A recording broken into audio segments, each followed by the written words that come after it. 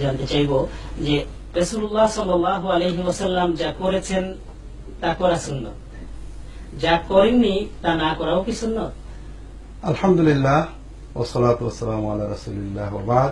এতক্ষণ আমাদের মুফতি সাঈদ আহমদ মুজাদ্দিদি হুজুর অত্যন্ত সুন্দর করে ব্যাখ্যা করেছেন যে ফরজ ওয়াজিবের পরের তৃতীয় পর্যায়ের কর্ম করা যেমন সুন্নত, তেমনি হাদিসে রাসূল, সাহাবায়ে কেরাম, ফুকাহায়ে কেরামের ভাষায় শরীয়তের প্রতিটি কাজ, দিনের প্রতিটি কাজ রাসূল পাক সাল্লাল্লাহু আলাইহি ওয়াসাল্লামের পদ্ধতিতে করাই সুন্নত। এক্ষেত্রে আমি কয়েকটা সংযোজন করে এরপরে আপনার প্রশ্নের উত্তরে যাব ইনশাআল্লাহ।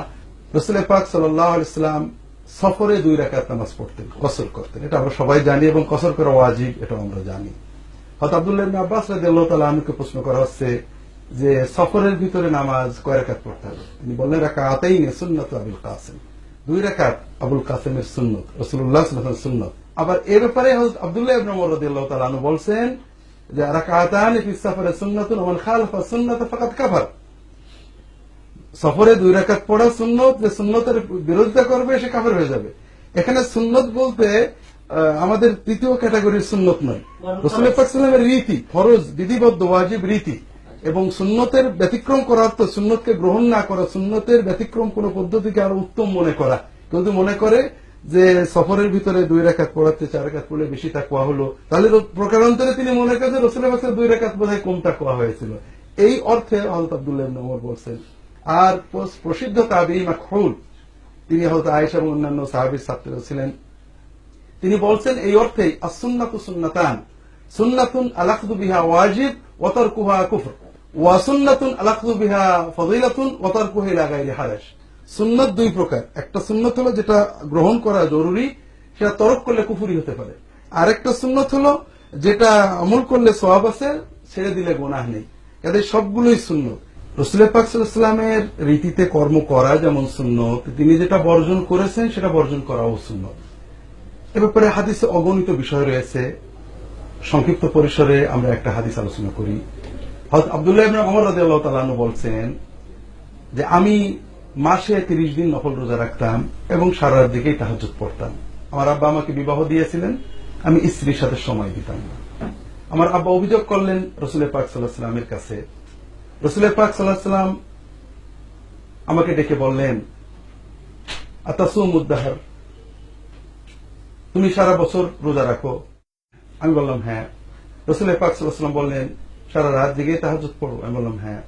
রাসূল পাক সাল্লাল্লাহু আলাইহি ওয়াসাল্লাম বললেন ওয়ালাকিন্নী আসুমু ওয়া আনাম ওয়া আসুমু ওয়া আফতিরু ওয়া উসাল্লি ওয়া আনাম ওয়া আতাযাওয়াজু নিসা ফামান রাগিবা আন সুন্নতি ফালাইসা মিন্নি ওয়া ইন্না লিকুল্লি আবিদিন শিররাহ ওয়া লিকুল্লি শিররাতিন ফাতরাহ ফামান কানাত ফাতরাতুহু ইলা সুন্নতি ফাকাদ হাদা ওয়া মান কানাত ফাতরাতুহু ইলা বিদআতিন ফাকাদ হালাক আও কামা ক্বালা রাসূলুল্লাহ সাল্লাল্লাহু আলাইহি ওয়াসাল্লাম।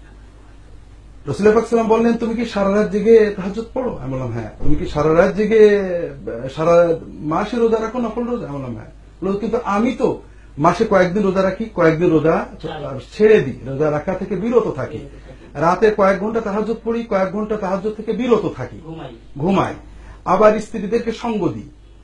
কাজেই আমার সুন্নত যে অপছন্দ করবে, আমার সুন্নতকে যে ছোট মনে করবে, সে আমার সাথে সম্পর্কিত থাকবে না, অর্থাৎ আমার উম্মত না। এখানে দেখুন আব্দুল্লাহ ইবনে ওমর রাদিয়াল্লাহু তাআলা আনহু কি করছিলেন, একটু বেশি করছিলেন। অর্থাৎ রাসূল পাক সাল্লাল্লাহু আলাইহি ওয়াসাল্লাম রাত্রে কিছু সময় ঘুমিয়েছেন, কিছু সময় তাহাজ্জুদ পড়েছেন। উনি কিছু সময় ঘুমানোটা বর্জন করেছেন, তাহাজ্জুদটা বেশি পড়েছেন।